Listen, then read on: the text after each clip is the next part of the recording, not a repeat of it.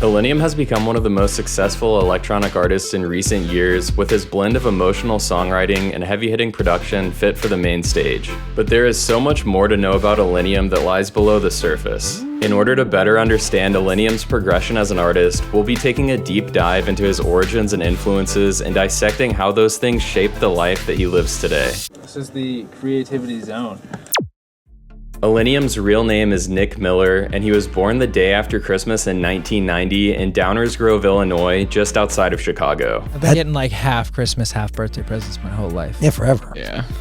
His family moved around a lot for his dad's finance job, but they eventually settled in Marin, California, just across the Golden Gate Bridge from San Francisco. Marin is where Nick spent the majority of his childhood, from 5th grade through high school.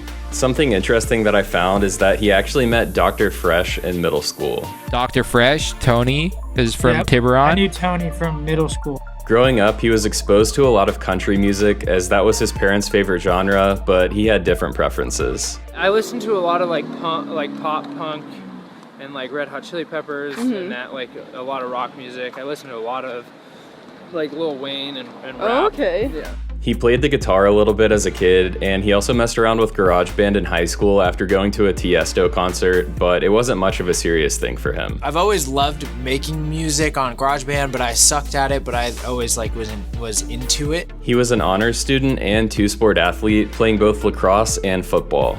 As a lacrosse player, he wore the number 3, which is the reason for all of his Illenium jerseys having a 3 on them. He was also elected class president in 2006 at St. Ignatius Prep in high school. As much as it may sound like he was a kid who had it all together, that couldn't be further from the truth. He started drinking and smoking weed at 13, moved on to ecstasy and cocaine, then eventually he discovered painkillers.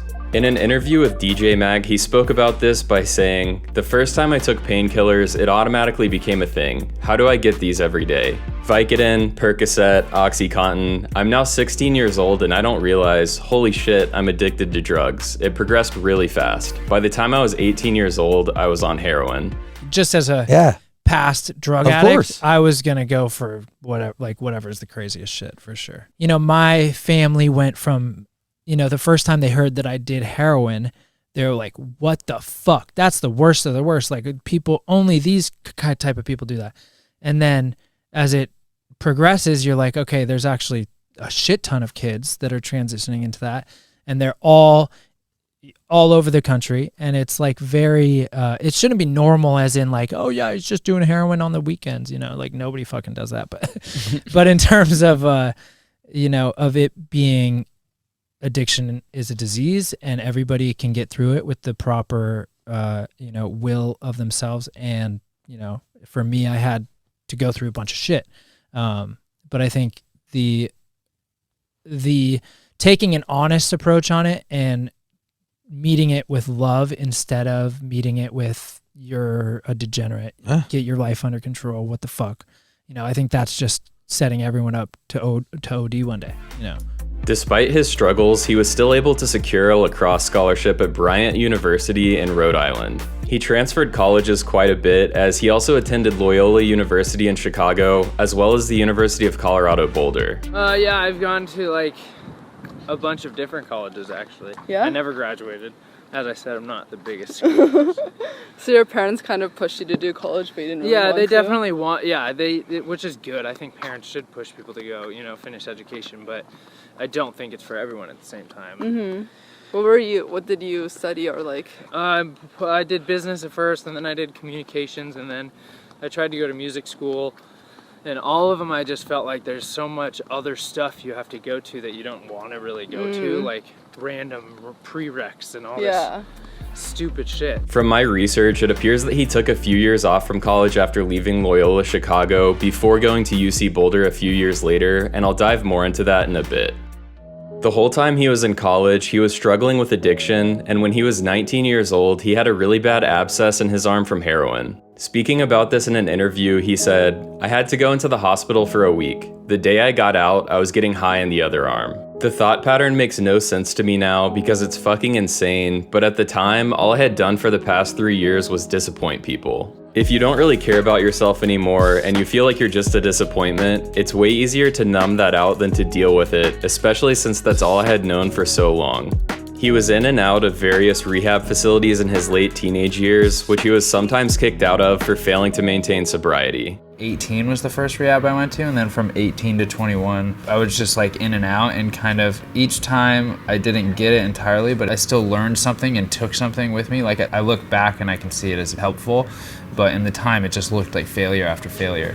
One of the times that he was kicked out, his parents decided to give him some tough love and didn't let him return home. He sold his laptop for $200 and used the money to get a hotel room with the intention of getting high, thinking it might be his last night alive. However, his parents changed their mind, and his mom called him just in time, telling him that he could come home, which saved his life. Still struggling with addiction, he moved to Carbondale, Colorado to go to a new rehab facility, and he was able to get clean for a year. However, just 1 week after leaving rehab, he overdosed. His mom hadn't heard from him in a while and couldn't get in contact with him, so she called his friend to check on him. His friend had found him unresponsive and his heart had stopped, but he was able to be revived using Narcan. His mom had called at just the right time, and it was a huge wake-up call for Nick, so he decided that was going to be the last time that he ever used. When I overdosed, my heart had stopped, and I, came out of that pretty desperate, as desperate as you possibly could be. And I didn't, I had my family, but I didn't have something in my life what could I really put my all into? When you're addicted to something, you put your all into that addiction, and then when you don't have that, you have to have something or multiple things to put that energy into. Being newly sober, he needed to find constructive ways to fill his time, so the first thing that he turned to was skiing. So I fell in love with skiing, and I got super into it every day, and I skied 65 or 70 days a year. But at the same time, you do that, and then you come home, and then then you're just restless for the rest of the night. It's very serene, and it got me to a place, a beautiful place personally, but it didn't feel like it was healing me at all. And I think it can for some people, it's just that's not me. Eventually, he moved from Carbondale to Denver, where he attended his first show at Red Rocks. He was blown away and immediately decided to get serious about producing, so he bought Ableton the next day and started watching tutorials on YouTube. And I had just gotten sober, so I was pretty much I have all this time, I'm just gonna try to learn how to produce and learn how to play piano, how to figure out music theory and stuff on YouTube. And his parents wanted him to go back to college, and that was the only way that they would continue to support him financially, so he enrolled at UC Boulder in their recording arts program. It was around this time that he launched his first music project called Sopris. I have no idea if that's actually the right way to pronounce it, but it's spelled S-O-P-R-I-S. It appears that all of his music under the Sopris alias has been scrubbed from the internet, but there are still remnants of the project online, such as his Sopris Dub Twitter account. The project was only active for 1 year in 2012. He also started writing for his friend's music blog that year called Big Green Beats. It appears that Big Green Beats is no longer active or publicly accessible, but during his time there, he got to interview up-and-comers like Odessa and Cruella. He had quickly fallen in love with the electronic music scene, and it had become his new outlet to help heal himself from his past. Because that's at the end of the day why I started making music, was because it helped me get through my own shit and helped me kind of figure out myself and have self-confidence and stuff like that. Finding a passion had changed me incredibly. I think it's some higher power shit for sure. I'm not a religious person, but I very much believe in a higher power and believe in that having an impact and saving my life for sure. In January of 2013, he announced the debut of a new project called Illenium Falcon, which was a duo consisting of him and his friend named Rob Finn. The announcement came with the release of 4 original tracks, and they continued to release remixes at a rapid pace for the next 3 months. At first, I didn't really take it into account with unofficial remixes. It's tricky because I thought it was more, if you give it away for free, you're good to do what you want. And I unfortunately have found that that's not the case. And so I remixed 2 artists, or 2 bands. They're indie rock bands that aren't huge, but they're middle of the road and they're gaining popularity. And I remixed their songs, and the songs I remixed got a lot of attention. And then 2 months later, SoundCloud took them down and said that the actual individual artists came to SoundCloud and said they don't want to be seen in the EDM spotlight, or like they want to maintain a certain vision that doesn't include electronic music. And so that kind of sucks for me, because now if I put another unofficial remix up and I get it taken down, my SoundCloud will be deleted. In April of 2013, they announced that they would be changing their name from Illenium Falcon to just Illenium. I wonder why. Fastest hunky junk in the galaxy.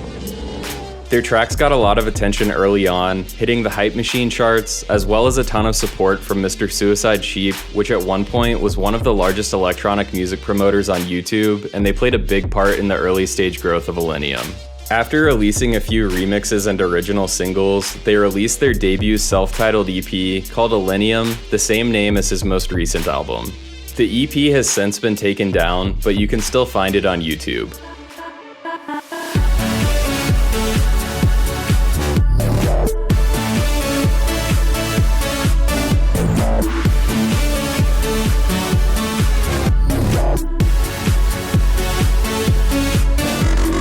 We don't talk about that first EP. That is that. I know it doesn't exist anywhere really on the internet. I tried to scrub that from the face of the earth. Yeah, but some guy uploaded it to Reddit. Oh no, dude! Why? So bad. It's on YouTube. It's so bad. One song exists though, right? There, you let one. That was. I didn't intentionally. I tried to wipe all. I mean, it just. In my opinion, I mean, as a producer, you suck for a while. True. And you think you show your friends and they're like, oh, this is cool. And it gives you like the self-confidence. But when you actually like become decent or like have a better ear, you look back, and at least for me, I like hate so much of my earlier stuff. Obviously, it's not as good as his current stuff, but it's definitely not bad, and I think it's cool to see an artist's progression like that, which is kind of the main focus of my channel anyways. Like, if you showed me a big artist's music from 10 or 15 years ago, and it's total hot garbage, that would just make me respect them even more. Just my 2 cents. About halfway through 2013, Nick launched a solo side project called Vero and released 2 tracks that are still on SoundCloud today. A remix of Given the Chance by the Kite String Tangle, and an original called Connected. Girl, you know I like you.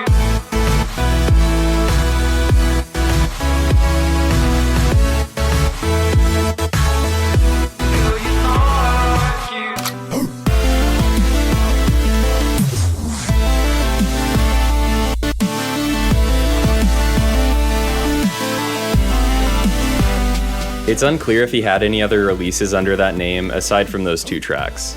As far as the Illenium project, it appears that Rob left the duo pretty early on, as Nick seemed to be taking Illenium solo as early as the end of 2013 when he released his second EP, the Risen EP. 2013 was also the year that he met his friend Trevor, who's also known as Said the Sky. I met Trevor in, I think, 2013. We were getting, I was kind of getting like production lessons. I was getting critiqued by this guy named Chris Cox. He goes by Omega. But yeah, Chris was mastering both mine and Trevor's music, and he was like, yeah, you guys should meet up. We met up, made a song that day, and then we moved in together like 2 weeks later. Wow, love at first sight. It was love at first sight, man. That's amazing. In February of 2014, Nick entered a DJ competition at Cervantes in Denver, with the winner getting a co-headlining event at the venue. He made it to the final round of the battle, but it's unclear whether he actually won or not, so if anyone knows about that, let me know in the comments. At some point, likely around this time, he decided to drop out of college at UC Boulder, though I'm unsure exactly when that occurred. So after you quit school, did you have a job that you were working at before you started doing music full time? Yeah, I delivered sushi. I was a barista and a burrito maker for 2 years. What other jobs have I had? I worked at a frozen yogurt place. Those are the main jobs. Yeah. I mean, I was very broke for a while. It's really only been the past 2 years that I've been yeah. It sucks that it's so hard to, make it in the whole music industry. Yeah. And make it as a self-supporting Yeah. and self-sustaining, and so I'm really lucky that I got there. Did you get a really big job that was okay, I'm gonna quit all my side jobs? No, not really. I kind of just took the risk and was like, I might be just scrapping along. I had some help from my manager, and some really people that are really close to me, so Yeah. I could put food on the table and stuff, but there were some times that were like, oh God, what are we gonna do if this doesn't work? 2 months after that DJ battle, the first ever Illenium and Said the Sky collab was released, called Drop Our Hearts Part 2, which is the follow-up to Drop Our Hearts Part 1 from the Risen EP, which was only produced by Illenium. The single got support from EDM.com, which is one of the leading electronic music blogs. The next release was a single called So Wrong, which featured the debut of the current Illenium Phoenix logo. He followed up with a track called The Phoenix, which prominently featured the Phoenix logo on the artwork, and that track also received support from EDM.com. His original releases for the rest of 2014 included Make Me Do, followed by another collab with Said the Sky, as well as Jezza, called In Your Wake. Another track that he released that year is called Chosen You, which sampled an Ellie Goulding track called Don't Say a Word.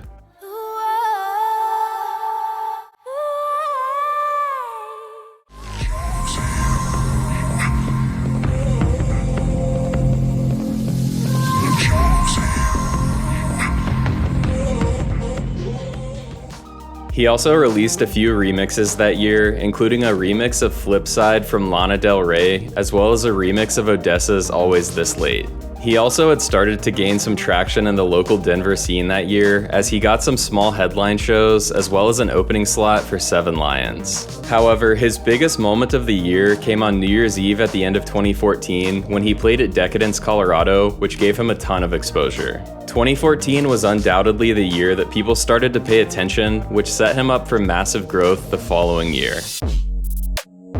In 2015, big opportunities started to roll in, like playing South by Southwest, Global Dance Festival, Imagine, Dance Festopia, as well as headline shows in Denver and Chicago. He also went on tour as support for Kill Paris after releasing a remix of Operate, which was actually the first Illenium track that I ever heard.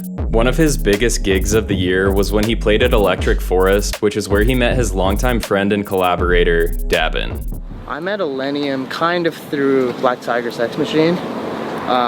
He followed me on Twitter one day, you know, and he was like, yo, your music's great, like we should link up sometime. And then me, BTSM, and Illenium were playing Electric Forest one year. I think it was 2015.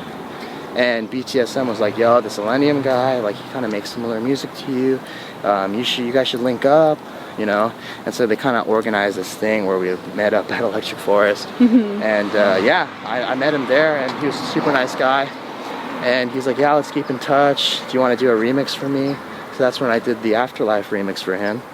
And yeah, that was the beginning of like a great friendship. He released a total of 6 singles that year, 2 of which were collabs with Said the Sky. Falling In, which had vocals from Mimi Page, as well as Painted White, featuring vocals from Christina Soto. That track was released on Gravitas Recordings, and I did an interview with Jesse Breda, who's the owner of Gravitas, a little while back, so feel free to check that out if you're interested.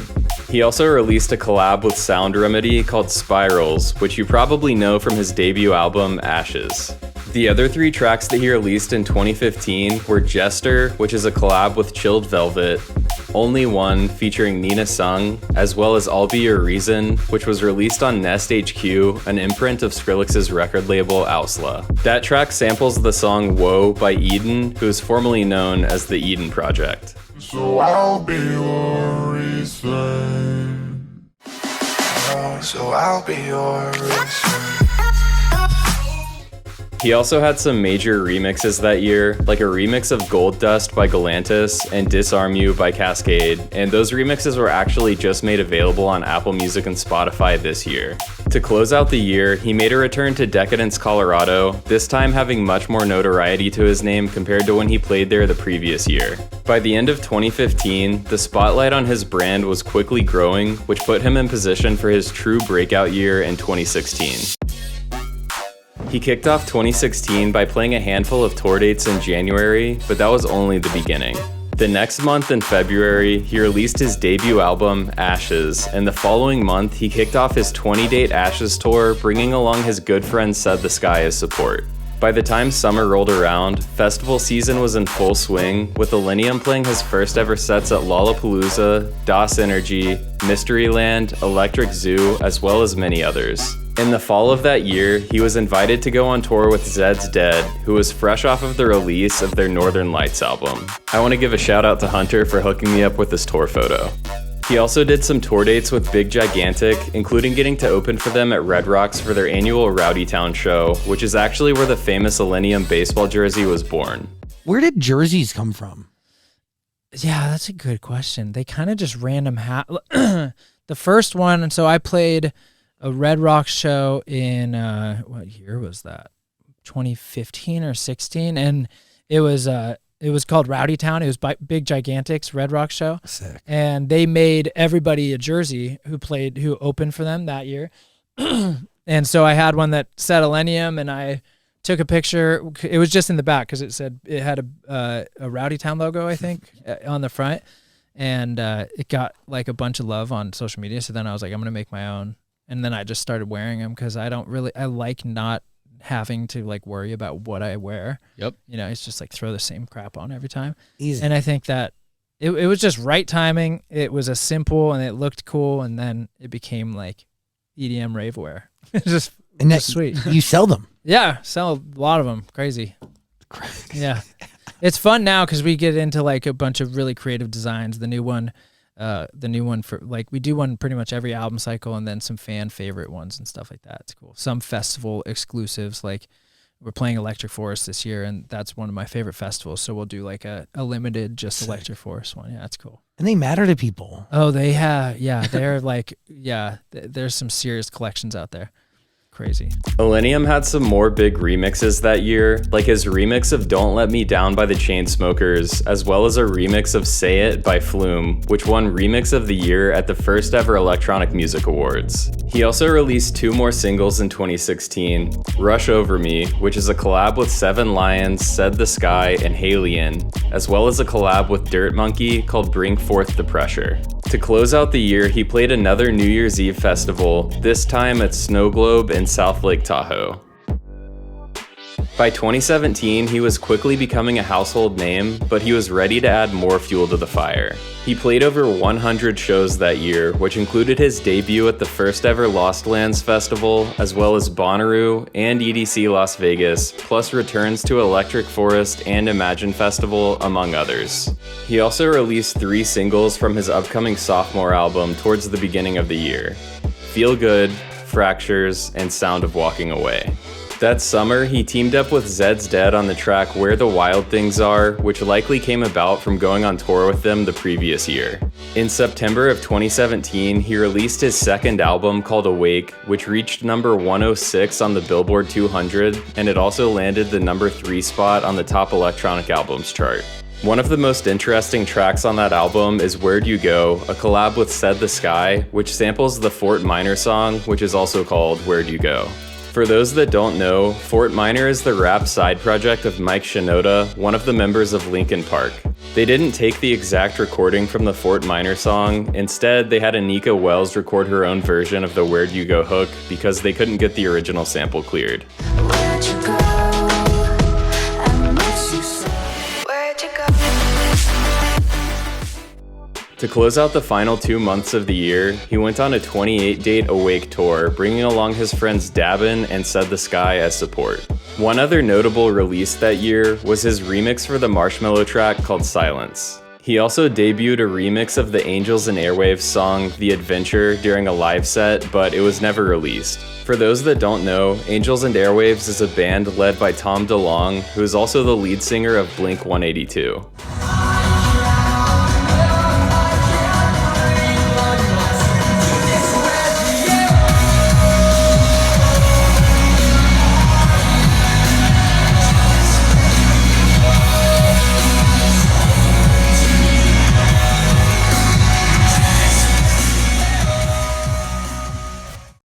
By the time 2018 rolled around, he had already checked off plenty of major bucket list items, but he would go on to check off even more that year.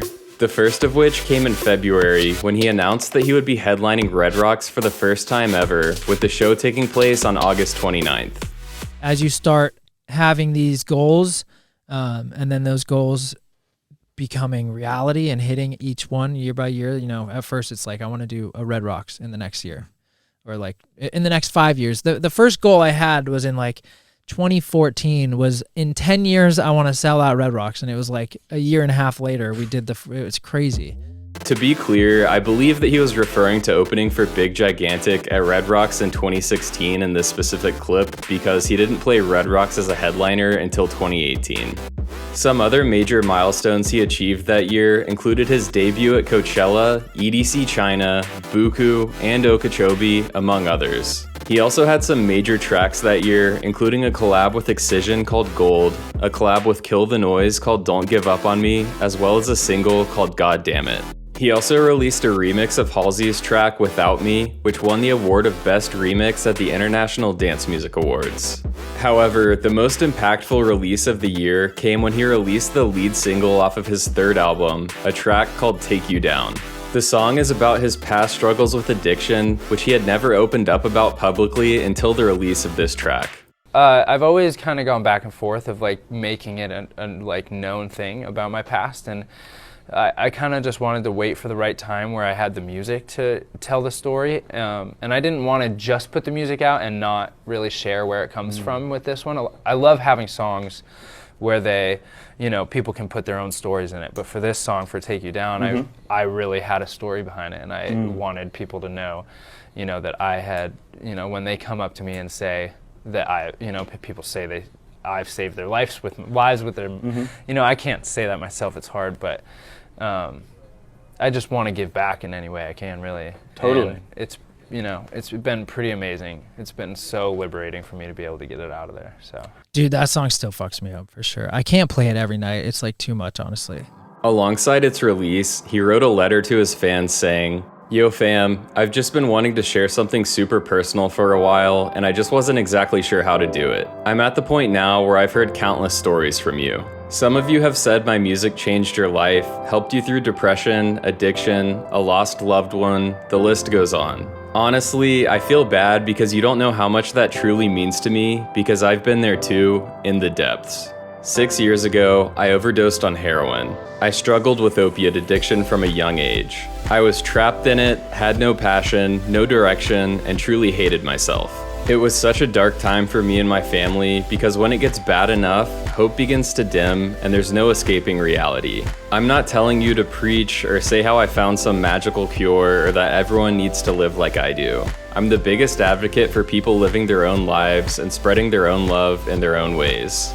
I'm just sharing my story and relating because music saved my life too. With everything that has been going on with my career, I always keep reminding myself of that. My main goal with music is to try and help people overcome their struggles and also enjoy the moment.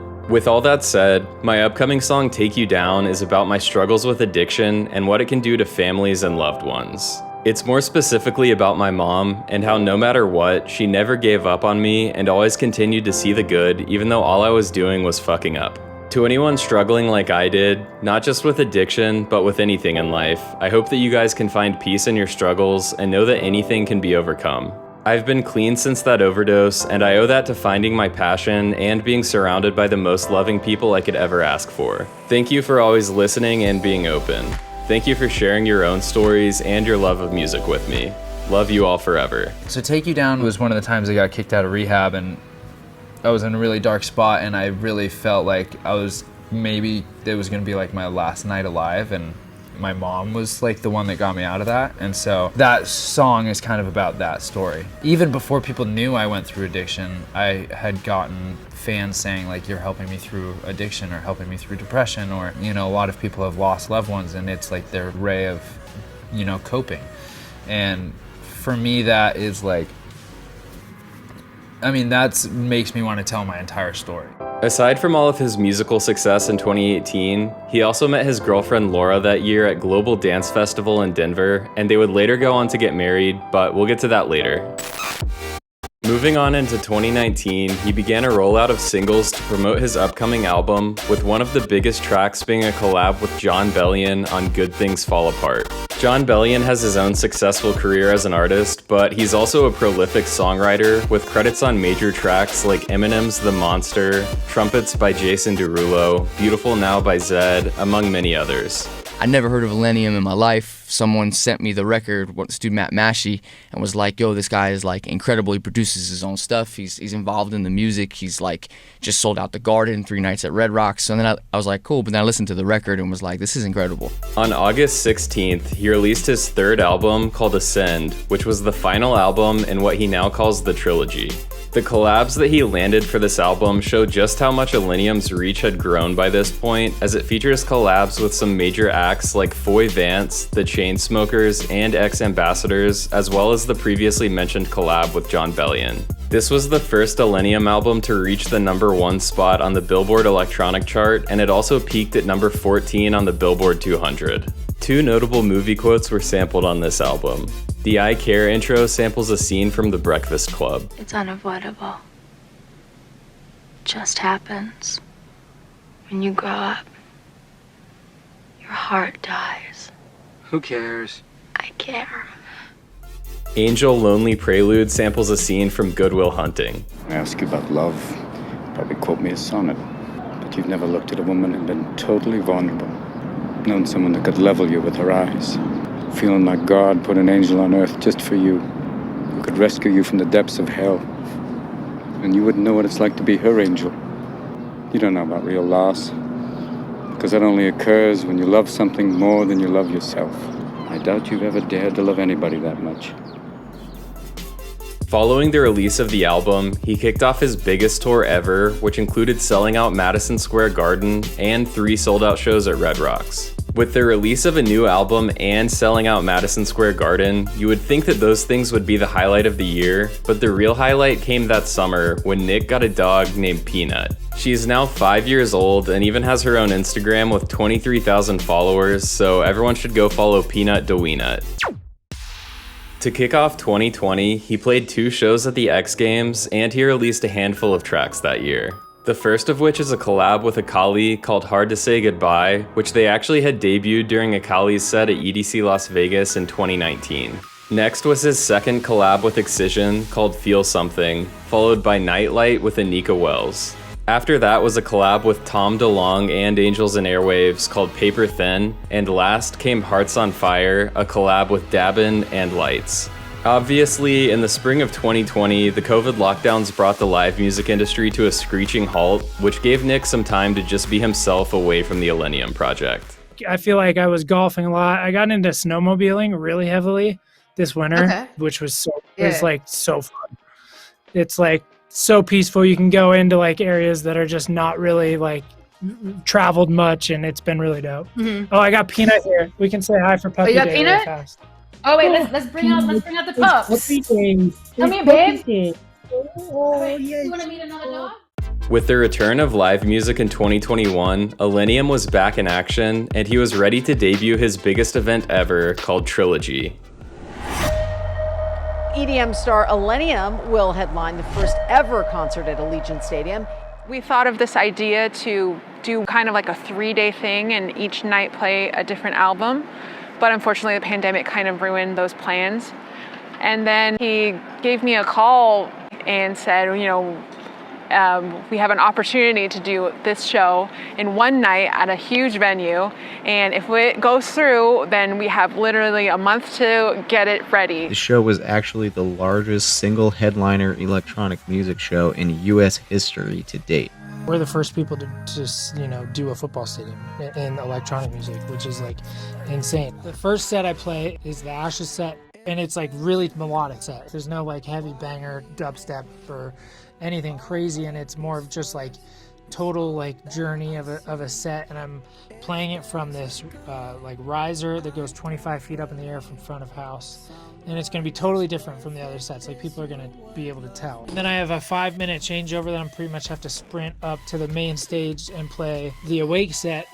That's kind of when we start turning everything like on, and that's probably like 80 to 90% of the production. And then I have 10 minutes between Awake and Ascend, which is nice because I don't have to run anywhere. So I'll probably go to the bathroom or something, and then play the hour 20-minute set that is Ascend, and then I'll probably chill and try to talk to like the 50,000 people in the stands for a second, and then show them some new shit. This is fucking crazy, y'all.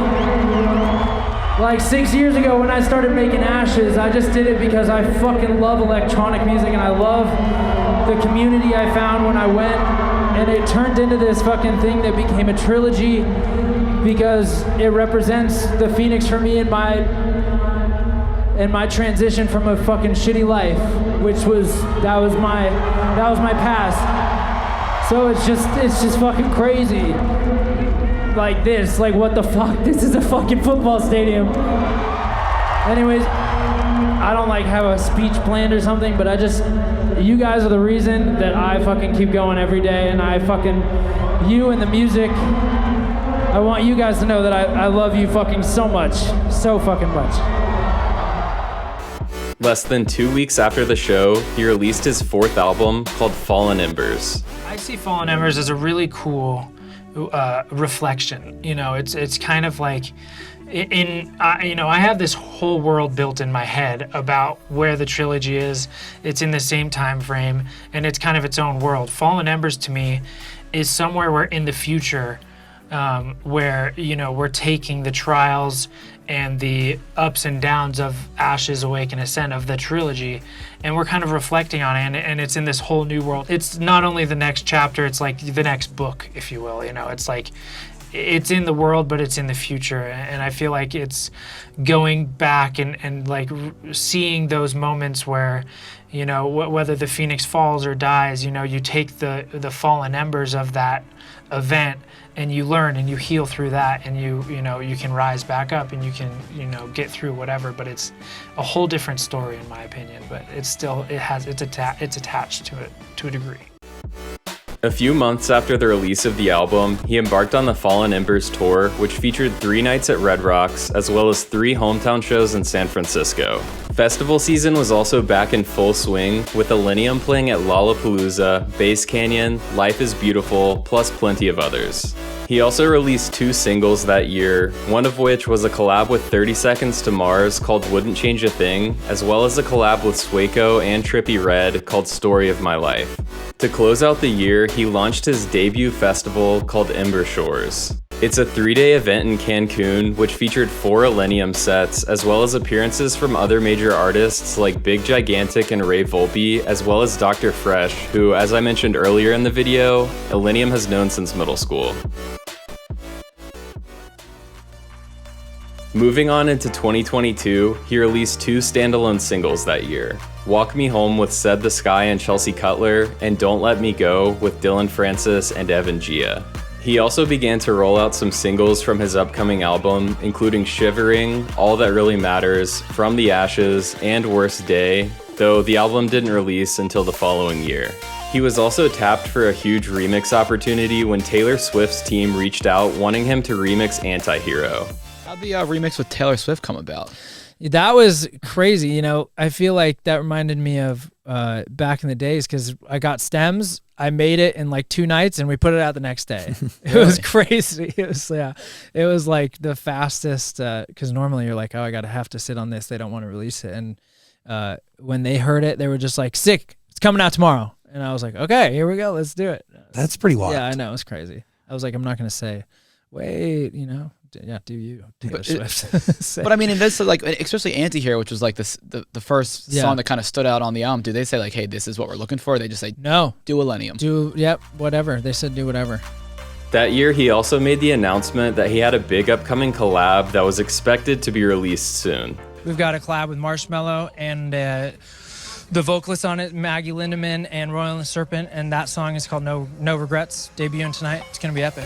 The original song ended up being scrapped, but Royal and the Serpent released their own version using different production, which Illenium was not a part of. However, he did play the original version in some of his sets.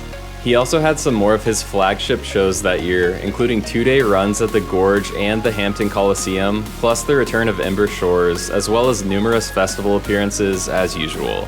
He also got his first ever Grammy nomination, with Fallen Embers being nominated for the Best Dance/Electronic Album. Tell us about the project that you're nominated for. Yeah, I mean, it's my album that I made mostly during the whole shutdown era, and so I've been back touring. I feel like everybody's spirits are high now, and it was amazing to be able to make the music and work with everyone, all my collaborators, so it's just a blessing to be able to be here. However, the biggest moment of the year for him was when he proposed to his girlfriend while on vacation at Lake Como in Italy. In 2023, he partnered with End Overdose to help educate his fans on how to identify and respond to an opiate overdose. He spoke about this by saying, "With how rampant fentanyl is in our communities, it's important for everyone, regardless of whether they use these drugs or not, to be able to recognize the signs and symptoms of an overdose and know how to provide aid if needed. This issue is very personal to me as a recovering addict and someone who has overdosed in the past. Providing education and free Narcan to those who need it will save lives." Regarding new music in 2023, it was quite the year.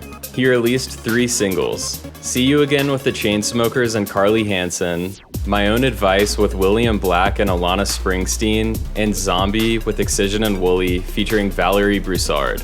Not only that, but he also dropped his 5th album, which is self-titled, just like the EP he released under the same name in 2013. However, a few months before the album's release, Urban Outfitters leaked the track list, which totally threw off the original rollout plans for the album. I couldn't find exactly why Urban Outfitters had the track list in the first place, but I assumed that they were meant to be part of the promotion of the album, and someone made a mistake.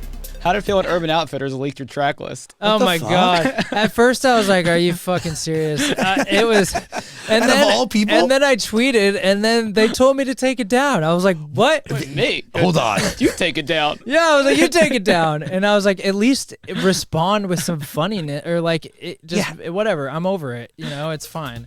The album features some of Illenium's most impressive collaborators to date, including Avril Lavigne, Teddy Swims, Max, and Skylar Grey, who has been a songwriter for some of the world's biggest artists. She's one of the greatest songwriters of all time. 100%. The demo of Love the Way You Lie is like the best song ever. Following the release of the album, he went on his biggest tour ever, playing 37 shows across North America, Europe, and Australia. However, the highlight of the tour came when he sold out the Denver Broncos Stadium, bringing the Trilogy show back to his home base. It was the largest electronic music show to ever take place in the United States, with over 50,000 people in attendance. This is like the best night ever, for sure. Holy shit. Y'all are unreal. We broke records, we did some crazy shit. I mean, we're in a football stadium and it's full as shit. I got emotional. I love you so much. Y'all are the best fans in the world, and I love you so much forever. Thank you. Thank you so much. A few months after that show, Nick and his fiancée Laura got married in Aspen, with many of his DJ friends in attendance, as well as a back-to-back set from Nick and Laura at the reception. In 2024, he brought the Trilogy show to Los Angeles, this time playing 2 nights at SoFi Stadium. Aside from that, he just had a massive set at EDC Las Vegas, as well as selling out 2 nights at the Gorge yet again, and he's got a busy schedule lined up for the rest of the year. He also released 1 track so far in 2024, a collab with 7 Lions called Not Even Love, and I would also bet that there are more releases lined up for later in the year, as Illenium has always released music at a rapid pace. Nick has one of the most powerful stories of any artist that I've covered, with the glaring polarity of where he was a little over a decade ago compared to now. Back then, he felt hopeless, with his life heading down a path of total destruction, but with the love and support of people who were close to him, he was able to come out of that and just look at where he is now. And the story goes so much deeper than just someone who was able to beat addiction and become a famous artist. Rather, he has harnessed the core essence of his struggles and used them to paint a picture of hope through his music. Illenium isn't just a fun project used as a creative outlet, it's an intentional display of Nick's story of transforming desperation into something beautiful, which is why it's celebrated by millions of fans around the world.